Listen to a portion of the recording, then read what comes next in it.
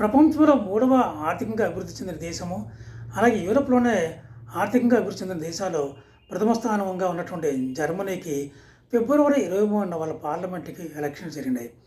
630 మంది సభ్యులు గల పార్లమెంట్‌కి ఎలక్షన్స్‌లో అంతకుముందు సంకీర్ణ ప్రభుత్వం నిర్వహిస్తున్నటువంటి సోషల్ డెమోక్రటిక్ పార్టీ నాయకుడైనటువంటి ఒలాఫ్ షోల్జ్ కూటమి ఓడిపోయింది. ఈ పార్టీ మూడవ స్థానానికే పరిమితమైంది. క్రిస్టియన్ డెమోక్రటిక్ యూనియన్ అన్న పార్టీ 28.8 ఓట్ల శాతంతో 208 సీట్లు ఆయన గెలవడం జరిగింది. ఆ కూటమి గెలవడం జరిగింది. అలాగే ఆల్టర్నేటివ్ ఫర్ డెమోక్రసీ అన్న పార్టీ 20.8% ఓట్లతోటి 152 స్థానాలని గెలుచుకుంది. మిగిలిన పార్టీలు కూడా వాళ్ళ యొక్క ప్రొపోర్షనల్ రిప్రజెంటేషన్ ప్రకారం సీట్లు వాళ్ళు గెలవడం జరిగింది. జర్మనీ అంతా మల్టీ పార్టీ డెమోక్రసీ. ఇక్కడ ఎవరికి ఎక్కువ ఓట్లు వస్తే వాళ్ళు గెలవరు. ప్రొపోర్షనల్ రిప్రజెంటేషన్ ఉంటుందన్నమాట.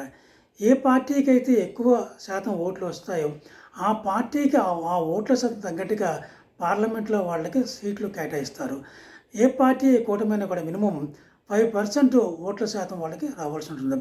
అలాగా క్రిస్టియన్ డెమోక్రటిక్ యూనియన్కి 208 సీట్స్, ఆల్టర్నేటివ్ ఫర్ డెమోక్రసీకి 152 సీట్లు, సోషల్ డెమోక్రటిక్స్కి కొన్ని సీట్లు, అలాగా మొత్తం 7 కూటములు మొన్న 5% కన్నా ఎక్కువ సీట్లు రావడం జరిగింది. వీళ్ళలో ఈ 3 పార్టీలు కలిపి సంకీర్ణ ప్రభుత్వము స్థాపించవచ్చు. ఇందులో ముఖ్యమైన విషయం ఏంటంటే ఆల్టర్నేటివ్ ఫర్ డెమోక్రసీ అనేటువంటి పార్టీ 4 ఏళ్ల క్రితము 10% ఓట్ల శాతం వచ్చినటువంటి పార్టీ ఇప్పుడు 20.8% ఓట్లు వాళ్ళకి వచ్చి 152 సీట్లను కూడా గెలుచుకున్నారన్నమాట. దీనికి ముఖ్యమైన కారణం ఏంటంటే ఈ యొక్క పార్టీ ఇమిగ్రేషన్కి వ్యతిరేకం, అంటే వలసదారులకి ఎగెనిస్ట్, అక్రమ వలసదారులకి, పర్టికులర్గా యూరోప్కి జర్మనీకి కూడాను వలసదారులని బాగా వాళ్ళు స్వాగతించారు. అలాగే అక్రమంగా కూడా 3 మంది వలసదారులు, పర్టికులర్గా ఈ మిడిల్ ఈస్ట్ నుండి ఒక అక్రమ వలసదారులు వచ్చి ఇక్కడ ఉద్యోగాలు చేసుకుంటున్నారు. వాళ్ళు ఉద్యోగాలు చేసుకోవడమే కాకుండా వాళ్ళు కొన్ని అఘాయిత్యాలు, అకృత్యాలు కూడా చేయడం జరిగింది. ఈ మధ్యనే వాళ్ళ జర్మన్స్ క్రిస్మస్ సెలబ్రేట్ చేస్తుంటే కారుతోటి వాళ్ళ మీదకి దాడులు చేయడం జరిగింది. ఇలాంటివన్నీ కూడా జర్మనీ దేశ మనసులో బాగా ఉన్నాయనుకుంటా. వీళ్ళకి వ్యతిరేకంగా జర్మన్స్ అందరూ కూడా ఈ యొక్క ఆల్టర్నేటివ్ ఫర్ డెమోక్రసీ అన్న పార్టీకి ఓట్లు వేశారని మనం కూడా భావించవచ్చు. అలాగే లెఫ్టిస్టులు, తర్వాత లిబరల్స్, అలాగే కొన్ని రాజకీయ విశ్లేషకులు ఈ యొక్క ఆల్టర్నేటివ్ ఫర్ డెమోక్రసీ అనే పార్టీని ఫార్ రైట్ వింగ్ పార్టీ అని, లేదా తెలుగులో అయితే అతివాద పార్టీ అని, నాజీ పార్టీ అని కూడా చాలామంది అభివర్ణిస్తుంటారు అన్నమాట.